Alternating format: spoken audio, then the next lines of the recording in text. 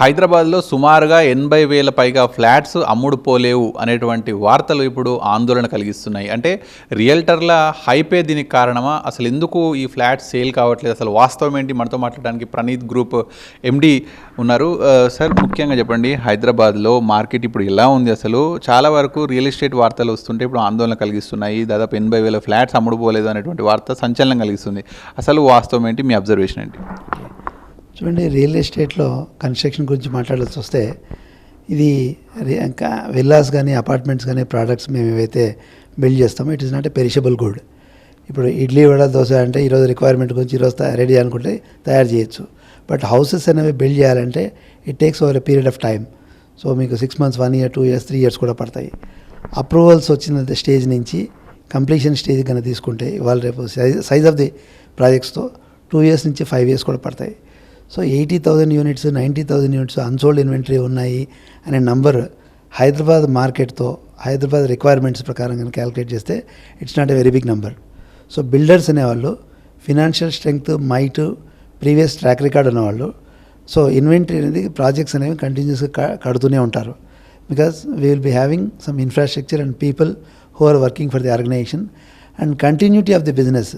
ఇప్పుడు ఈరోజు మార్కెట్ బాగుంది బాగలేదని కన్స్ట్రక్షన్ ఒక ప్రాజెక్ట్ స్టాప్ చేస్తే మళ్ళీ ఇంకో ప్రాజెక్ట్ స్టార్ట్ చేయాలంటే there will be lot of time in between. So ఇటువంటివన్నీ చూసుకొని ఏ బిల్డర్ అయినా సరే వాళ్ళు ప్లానింగ్ అనేది నెక్స్ట్ 5-6 yearsకి అనుగుణంగా వర్క్ చేస్తుంటారు. దానిలో భాగంగానే యూనిట్స్ అనేవి హెచ్చుతగ్గులు, ఓకే ఎక్కువ నెంబర్ ఆఫ్ యూనిట్స్ అమ్ముడుపోతున్నాయా అమ్ముడుపోవట్లేదా అనేది ఇట్స్ ఎ వ్యాలిడ్ పాయింట్. మీకు ఇంతకు ముందుకి ఈ రోజుకు మార్కెట్, రియల్ ఎస్టేట్ మార్కెట్లో తేడా ఏంటంటే పూర్వము ప్రాజెక్ట్ అప్రూవల్ వచ్చి గుంతలతో తవ్వి స్టార్టింగ్ స్టేజ్లోనే చాలా వరకు అమ్ముడుపోయేవి. ఈరోజు ఏంటంటే customer because of the uncertainty, crisis కానీ, ఎకనామిక్ స్లోడౌన్ కానీ, లేదా వార్, ఈ ఇంటర్నేషనల్, లోకల్, నేషనల్ ఇష్యూస్ వల్ల డెసిషన్ మేకింగ్ అనేది ఎప్పుడో వచ్చే ప్రోడక్ట్ కొనడం కాకుండా రెడీగా ఉన్న ప్రోడక్ట్ కొంటే రిస్క్ తక్కువ అనే మీరు ఒక మాట అన్నారు సార్.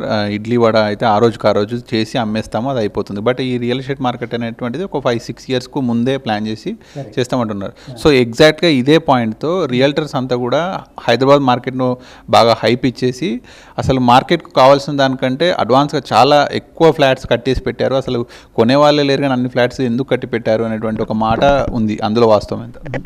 ఇది హైప్ అనేది కాదండి. నేను చెప్పినట్లు కొన్ని యూనిట్స్ అనేవి ఇది ప్రాసెస్ అనమాట. సో ఇప్పుడు ఒక బిల్డర్కి ఒక 5-6 ప్రాజెక్ట్స్ ఉన్నాయనుకోండి. ఒక ప్రాజెక్ట్ ఇనీషియల్ స్టార్టింగ్ పీరియడ్లో ఉంటుంది, ఒకటి ఇనీషియల్ స్టేజెస్లో ఒక 20-30% కన్స్ట్రక్షన్ స్టేజ్లో ఉంటుంది, కొన్ని ప్రాజెక్ట్స్ కంప్లీషన్ స్టేజ్కి వస్తుంది.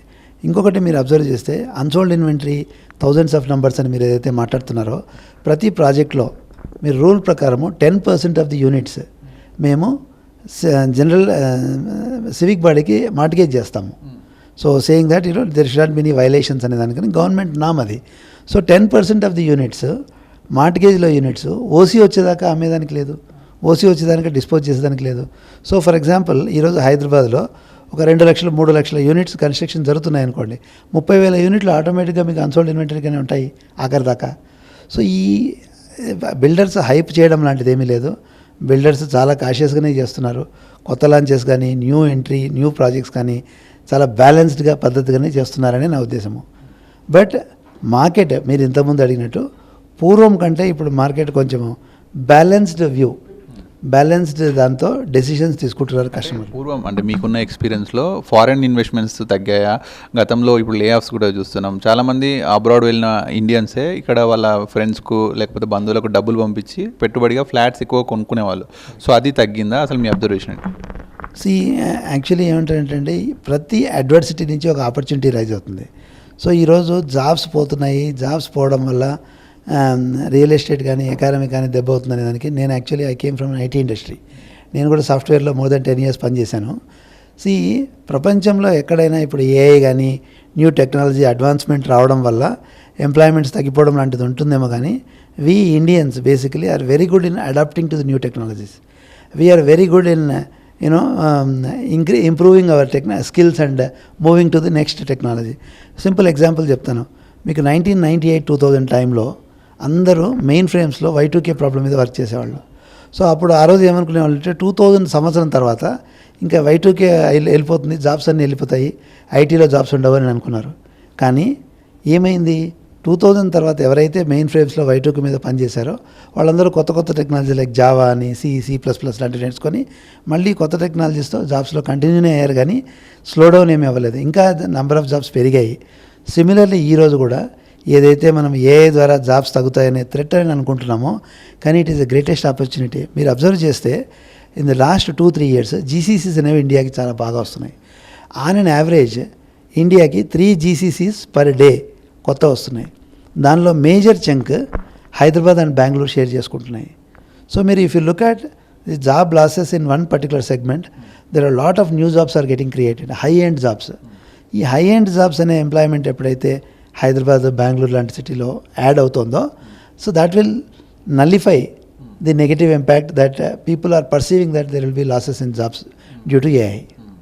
Right sir. అట్లనే ఎక్కడ మనం రియల్ ఎస్టేట్ వార్తలు చూసినా కూడా దాని కింద జనాల కామెంట్స్ కూడా చూస్తుంటాం, కింద స్టోరీ కింద కామెంట్స్ కూడా అసలు రియల్టర్లు దీన్ని మొత్తం హైప్ చేసేసారు, ఉన్నదానికంటే ఎక్కువ రేట్లు పెంచేసి అధిక లాభాల కోసం రియల్ ఎస్టేట్ మార్కెట్ను పూర్తిగా కూడా డౌన్ చేశారు.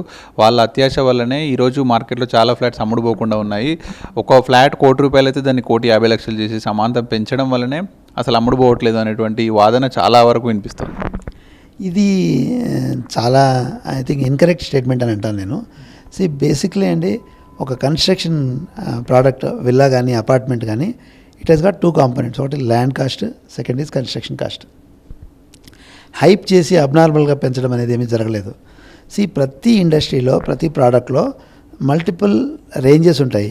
Okay, medium range, normal range, premium range. So ప్రీమియంలో అనేదానికి జస్టిఫికేషన్ ఉండదు. ప్రీమియంకి దర్ ఇస్ ఎకనామిక్స్లో ఒక లా ఉంది, luxury goods doesn't have any reasoning for pricing of the product. So ఒక లగ్జరీస్ పెయింటింగ్ 2 కోట్లు 3 కోట్లు అంటారు, why one should pay for it. అలానే కన్స్ట్రక్షన్లో కూడా రియల్ ఎస్టేట్లో కూడా products, premium products, medium products, normal products 3 ఉంటాయి. సో ఒక ప్రీమియం ప్రోడక్ట్ అనేది మనం బెంచ్ మార్క్గా తీసుకోకూడదు, ఎక్కువ రేట్కి అమ్ముతున్నారు అనేది. మిగతా 2 సెగ్మెంట్స్ వచ్చేటప్పటికి ఈ ల్యాండ్ కాస్ట్ కానీ కన్స్ట్రక్షన్ కాస్ట్ కానీ, as you know land is limited land where construction can be done. Construction జరిగి అక్కడున్న ఇన్ఫ్రాస్ట్రక్చర్, ఫెసిలిటీసు, లివింగ్కి అనుకూలంగా ఉండే ఏరియాలు అనేవి చాలా లిమిటెడ్గా ఉంటాయి. ఆ ఏరియాలో మాత్రమే కన్స్ట్రక్షన్ చేయాలి. So land cost last 6-7 yearsలో 4 to 5 times పెరిగింది. అండ్ కన్స్ట్రక్షన్ కాస్ట్ అనేది మీరు నేను 19 సంవత్సరాల నుంచి ఇండస్ట్రీలో ఉన్నాను. ఏదైనా సరే ఒక మెటీరియల్, కన్స్ట్రక్షన్ మెటీరియల్ కాస్ట్ అనేది ₹1, ₹10 అయిన తర్వాత అది ₹9, 8 ఏ రోజు కాలేదు, అది పెరుగుతూనే ఉంది. సో రేటు పెరుగుతూనే ఉంటుంది కానీ తగ్గట్లేదు. సో కన్స్ట్రక్షన్ కాస్ట్ తగ్గదు, ల్యాండ్ కాస్ట్ తగ్గదు. తగ్గకుండా ఈ ప్రాపర్టీ రేట్ అనేది ఎలా తగ్గుతుంది? తగ్గేది కాదు. నో ఇట్స్ నాట్ అబ్నార్మల్గా పెంచడం కాదు, ప్రపోర్షనేట్గా. మీకు సింపుల్ ఎగ్జాంపుల్ చెప్తాను. ఒక ఎకరా భూమి ఒక 6 సంవత్సరాల క్రితం, 8 సంవత్సరాల క్రితము 3 కోట్ల. I'll take an example of బాచుపల్లిలో ఈ పాయింట్లో కూడా రియల్టర్స్ ఎవరైతే కన్స్ట్రక్షన్ చేస్తున్నారో 5 సంవత్సరాల కింద బాచుపల్లి లాంటి ఏరియాలో భూమి కొన్నారు. బట్ వాళ్ళు ఇప్పుడున్న మార్కెట్ ప్రకారం దాన్ని ఆ భూమి రేటు పెరిగింది కాబట్టి సో ఫ్లాట్ రేట్ను కూడా పెంచి అమ్ముతున్నారు. వాళ్ళు అప్పుడు కొనుక్కున్న భూమి చాలా తక్కువలో, మళ్ళీ ఇప్పుడు ఎందుకు దాన్ని పెంచాం, మళ్ళీ వాళ్ళు అప్పుడు ఏదైతే భూమి కొనుక్కున్నారో అదే రేట్ ప్రకారం ఫ్లాట్స్ అమ్మొచ్చు కదా అనేటువంటి వర్షన్ ఉంది. సో ఇప్పుడు రేట్లు పెరిగినాయి అని చెప్పి చూపిస్తారు. కానీ వీళ్ళు మీరు అన్నట్టు 5-6 years బ్యాక్ నుంచే ఈ ప్రాజెక్ట్ స్టార్ట్ అవుతుంటుంది. సో అప్పుడు ఆ రేట్ ప్రకారమే అమ్మాలి, కానీ అమాంతం భూముల రేట్లు పెరిగినాయని చెప్పి ఫ్లాట్స్ రేట్లు కూడా కోట్లలో పెంచేస్తున్నారు అనేటువంటిది మెయిన్. అలా జరగట్లేదండి. నేను అదే ఎగ్జాంపుల్ చెప్తున్నాను. ఒక 8 years బ్యాక్ బాచుపల్లి అనే ఏరియాలో 3 to 5 crores per acre దొరికేది. ఈరోజు అదే ఏరియాలో 20 to 25 crores per acre ఉంది. అంటే మీకు ఆల్మోస్ట్ 7 to 8 times రేట్ పెరిగింది ల్యాండ్ వాల్యూ. అయితే కన్స్ట్రక్షన్ అమ్మే రేటు, ఫ్లాట్స్ కానీ విల్లాస్ కానీ అమ్మే rate, flat 8 years back around 3,500-4,000 rupees per SFT అమ్మే ఒక బిల్డర్ అమ్మే రేటు ఈరోజు 6,000 to 7,000 మధ్యలో ఉంది. సో మీరు నిజంగా కానీ అబ్జర్వ్ చేస్తే ల్యాండ్ రేట్స్ మల్టీఫోల్డ్ పెరిగిన రేట్లు ఉన్నా సరే బిల్డర్లు అనేవాళ్ళు చాలా రీజనబుల్గా without much profit margin increased construction కాస్ట్లో ఇప్పుడు 3,500, 4,000ది 7 రెట్లు ల్యాండ్ రేట్ పెరిగినప్పుడు ఇది కూడా 15,000, 20,000, 7 రెట్లు పెరగాలి కదా, కానీ పెరగలేదు. ఫ్లాట్ రేట్స్ కానీ యూనిట్ రేట్స్ కానీ కేవలం లెస్ దెన్ 100% పెరిగాయి. ల్యాండ్ రేట్ 400, 700, 800% పెరిగినా సరే యూనిట్ కాస్ట్ మాత్రము ఓన్లీ లెస్ దెన్ 100% పెరిగింది. సో బిల్డర్స్ ఏమి ఎక్స్ట్రాడినరీ మార్జిన్స్ అవి ఏమీ తీసుకోవట్లేదు. సో ఒక బయర్ కూడా కొనుక్కునేటప్పుడు ఏంటంటే ఓల్డ్ టైంలో అక్వైర్ చేసిన ప్రాజెక్ట్ స్టార్ట్ అయిన దానిలో చాలా తక్కువకు దొరుకుతుంది. ఇప్పుడు కొత్తగా స్టార్ట్ అయ్యే ప్రాజెక్ట్లో ఇప్పుడున్న కరెంట్ రేట్ల ప్రకారము కడితే బిల్డర్ కూడా ఈ రేట్లలో అఫోర్డ్ చేయలేడు ఇచ్చేదానికి. సార్ ముఖ్యంగా రియల్ ఎస్టేట్ గ్రూప్స్ అన్నీ కూడా అయితే ప్రీమియం సెగ్మెంట్ను టార్గెట్ చేస్తున్నాయి. ఎవరైతే మిడిల్ క్లాస్ కావచ్చు, ఒక ఎంప్లాయీ ఒక ఫ్లాట్ కొనుక్కునే పరిస్థితి లేదు, మొత్తం మీరు కట్టే వాళ్ళంతా కూడా ప్రీమియం సెగ్మెంట్నే టార్గెట్ చేస్తే మరి మా నార్మల్ వాళ్ళు ఎక్కడికి వెళ్ళాలి? ఇంకా సిటీ దాటిపోయి అక్కడ ఎక్కడనో చిన్నగా కడితే అక్కడ కొనుక్కోవాలా? ఇక్కడ సిటీ మొత్తంలో కూడా మొత్తం ప్రీమియం కన్స్ట్రక్షన్సే వస్తున్నాయి అనేటువంటి ఒక వాదన కూడా వినిపిస్తుంది. ఇప్పుడు మీరు హైదరాబాద్ని 4 రకాలుగా విభజిస్తండి, east, west, north, south. So especially వెస్ట్లో ప్రీమియం హౌసింగ్ సెక్టర్ అనేది కేంద్రీకృతమైంది. వెస్ట్ ఆఫ్ హైదరాబాద్, మాదాపూర్, గచ్చిబౌలి, కొండాపూర్, తెల్లాపూర్ ఇటువైపు. So west of Hyderabad region కూడా ఉంది.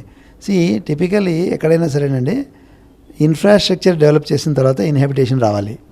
కానీ మోస్ట్ ఆఫ్ ది కేసెస్ మనకి ఇండియాలో కానీ ఎక్కడైనా కానీ ఎక్కడ మన సిటీస్లో ఏం జరుగుతుందంటే ఫస్ట్ ఇన్హాబిటేషన్ డెవలప్ అయిన తర్వాత ఇన్ఫ్రాస్ట్రక్చర్ గ్రో అవుతుంది. సో వేరాజ్ వెస్ట్ ఆఫ్ హైదరాబాద్ ఏంటంటే రివర్స్ ట్రెండ్ యాక్చువల్లీ. అక్కడ ఇన్ఫ్రాస్ట్రక్చర్ అద్భుతంగా డెవలప్ అయ్యి employment opportunities, high and employment opportunities, offices అక్కడ ఉండడం మూలంగా అక్కడ ప్రీమియం సెగ్మెంట్ అనేది ఆ ఏరియాలో స్మాల్ బిల్డర్స్ను రానివ్వట్లేదు. మొత్తం సిండికేట్ అయిపోయారు. బడా బిల్డర్సే హైదరాబాద్ మార్కెట్లో మొత్తంగా కూడా ఉన్నారు. సో వీళ్ళు గేటెడ్ కమ్యూనిటీస్ అని, లగ్జరీ హోమ్స్ అని ఇవన్నీ పెద్ద పెద్ద ప్రాజెక్ట్స్ తీసుకురావడం వల్ల నార్మల్గా ఒక ఎంప్లాయీ కొనలేకపోతుంది. ఒక ఎంప్లాయీ కొనాలంటే ఒక స్మాల్ బిల్డర్ ఒక చిన్నగా కడితేనే కొనవచ్చు, కానీ ఇంత పెద్ద పెద్ద ప్రాజెక్ట్స్ వస్తే ఎట్లా కొనేది అనేటువంటి ఆలోచన కూడా వినిపిస్తుంది. ఇప్పుడు రిక్వైర్మెంట్స్ అనేవి మనిషికి మారుతాయి.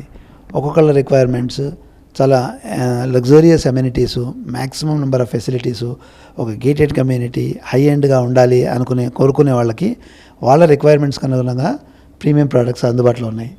ఈరోజు కూడా హైదరాబాద్లో అన్ని రకాల సెగ్మెంట్లకు కావాల్సిన ప్రోడక్ట్స్ అవైలబుల్ ఉన్నాయి. కాకపోతే obviously because where high end employment concentrated land value abnormal rate పెరగడం వల్ల అక్కడికి builders they are trying to mitigate that particular risk. ఎలాగా? ల్యాండ్ రేట్ హై ఉన్న చోట because of the government's unlimited FSI అనే కాన్సెప్ట్ని ఎక్స్ప్లాయిట్ చేసుకొని more number of built up area, more area of built up area కట్టి సో యావరేజ్ ల్యాండ్ కాస్ట్ని తగ్గించి so common affordable ప్రైస్లో ఇవ్వాలని ప్రయత్నం చేస్తున్నారు బిల్డర్లు. కానీ దానికి కూడా ఒక లిమిట్ ఉంది. బియాండ్ దట్ లిమిట్ సో మీకు రీజనబుల్ రేట్లో కావాలి అంటే ఆబ్వియస్లీ కోర్ ఏరియా నుంచి కొంచెం దూరంగా వెళ్ళి కొనుక్కోవాల్సిన పరిస్థితి వచ్చింది.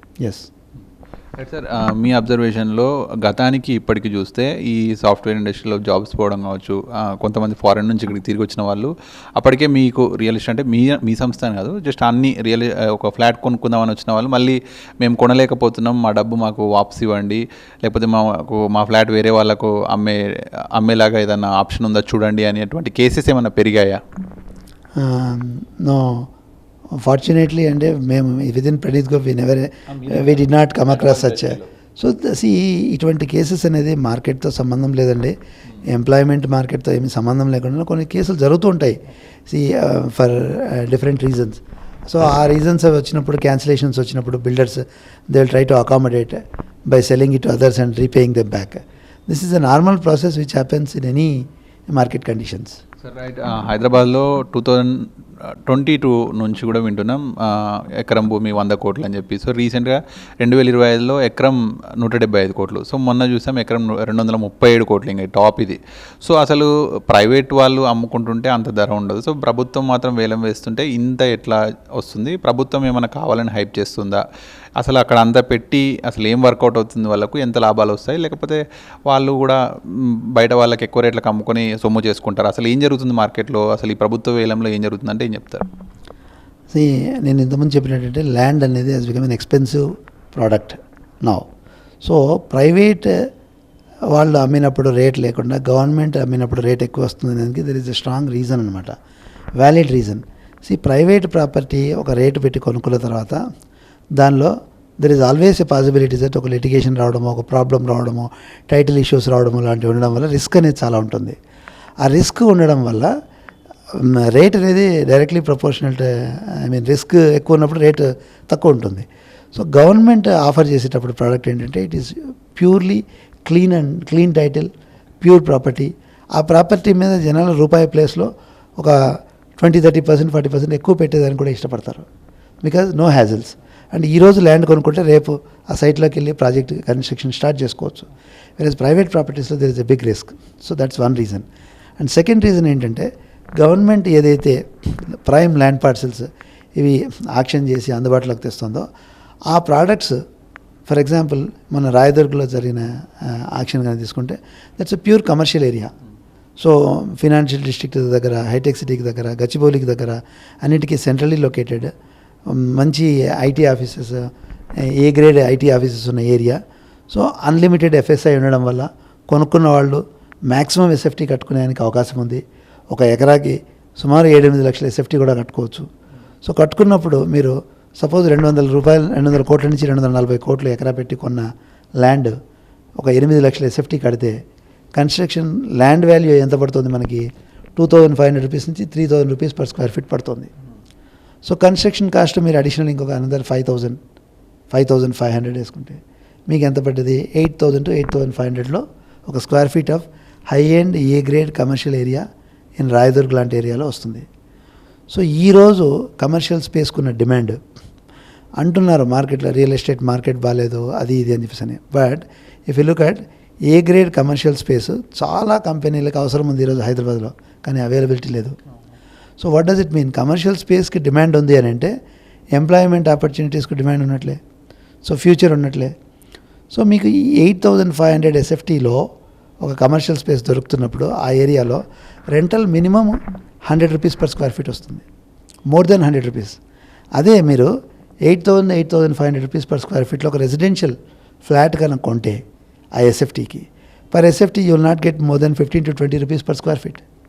వెరస్ commercial is fetching close to 100 or more than 100 rupees. So ఏ రకంగా చూసినా కూడా this is a good buy, valid buy. It is not a escalated exaggerated prices అయితే ఏమీ కాదు.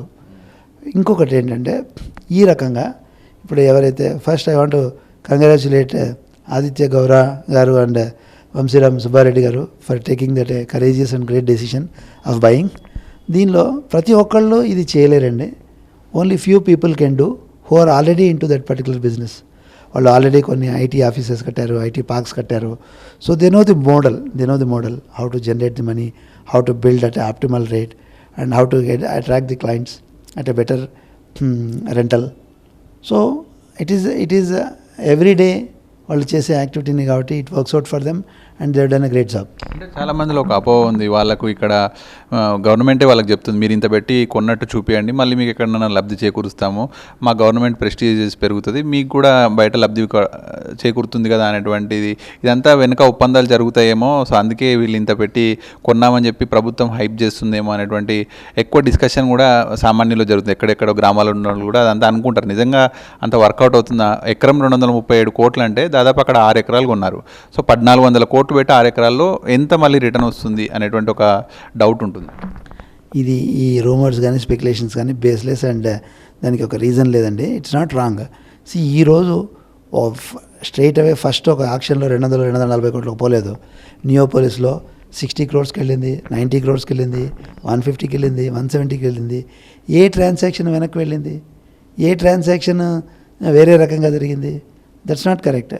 ఏదైతే జనాలు అనుకుంటారో మీరు చెప్పినదైతే ఇది అబ్సల్యూట్లీ రాంగ్ అండి. This is right rate, correct rates, కరెక్ట్గానే వ్యాలిడ్గా జరుగుతున్న ట్రాన్సాక్షన్సే.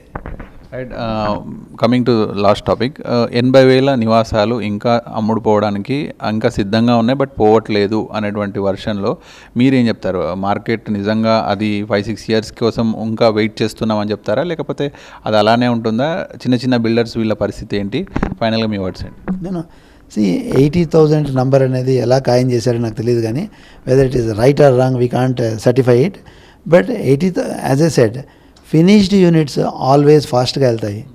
Because customer what you see is what you get. So finished product అనేది ఒక డ్రీమ్ అమ్మట్లేదు, మీరు ఆల్రెడీ కంప్లీటెడ్ ప్రోడక్ట్ చూపించి అమ్ముతున్నారు కాబట్టి ఫినిష్డ్ ప్రోడక్ట్ సేల్స్ చాలా ఫాస్ట్గానే ఉంటాయి. ఈ 80,000 మళ్ళీ సేల్ అయ్యే వాళ్ళు మళ్ళీ ఇంకో 1,50,000 యూనిట్లు కూడా వస్తాయి. మీరు యాక్చువల్లీ అబ్జర్వ్ చేస్తే ఇన్ ది లాస్ట్ 2.5 years కూడా ఎన్ని large gated community projects launch అయ్యాయో, మీరు రియల్ ఎస్టేట్ బాగలేదు, పడిపోతుంది, లేదు మార్కెట్ కండిషన్స్ బాగలేవు అనేది ఒక సైడ్ ఆఫ్ ది కాయిన్ అయితే, other side of the coin మీరు every Friday, Saturday, Sunday newspapers చూడండి. In the last 2 years how many new projects are launched, how much new inventory is brought into the system. So demand లేకుండా, requirement లేకుండా ఎవరు సొంత డబ్బులు తెచ్చి కోట్లు పెట్టే ప్రాజెక్టులు కట్టరు. సో బిల్డర్ అనేవాడు వయబిలిటీ చూసుకొని, ఫినాన్షియల్ స్ట్రెంగ్త్ చూసుకొని, ఫినాన్షియల్ క్యాపబిలిటీ చూసుకునే ప్రాజెక్ట్స్ చేస్తారు. సో ఇండస్ట్రీ మరి భయపడి వెంబేలెత్తాల్సినంత అవసరం అయితే ఏం లేదు. I think construction is going on well and it will continue to do well. కాకపోతే విత్ హోల్డింగ్ కెపాసిటీ అనేది ఉన్న బిల్డర్స్ మాత్రమే సర్వైవ్ అవుతారు. సో ఈరోజు కట్టేసేసి, కట్టేటప్పుడే అమ్మేసి, కట్టేసే లోపల సొమ్ము చేసుకోవాలనుకునే వాళ్లకు ఇది మార్కెట్ కాదు. అయితే హైదరాబాద్లో చాలా నివాసాలు ఇంకా అమ్ముడుపోవడానికి సిద్ధంగా ఉన్నాయి, కానీ పోవట్లేదు అనేటువంటి వార్తల్లో నిజం లేదు. సో రియల్ ఎస్టేట్ మార్కెట్ అనేటువంటిది ఎప్పుడు కొంత అడ్వాన్స్గానే ఉంటుంది. సో ఈరోజు చేసుకున్నటువంటి భోజనం ఈరోజే అమ్ముకున్నట్టుగా ఉండదు. ఇది రియల్ ఎస్టేట్ వ్యాపారం అనేటువంటిది ఖచ్చితంగా అడ్వాన్స్గానే ఉంటుంది. కాబట్టి సో మార్కెట్ ఎప్పటికప్పుడు సేలింగ్ అవుతూనే ఉంటుంది. సో దానికోసం అయితే పెట్టినటువంటి ఇన్వెస్ట్మెంట్స్ ఇవన్నీ కూడా తిరిగి వస్తూనే ఉంటాయి. కాబట్టి సో ఈ వార్తల్లో ఎటువంటి నిజం లేదు అనేటువంటిది ప్రణీత్ గ్రూప్ ఎండి నరేంద్ర కుమార్ చెప్తున్నారు.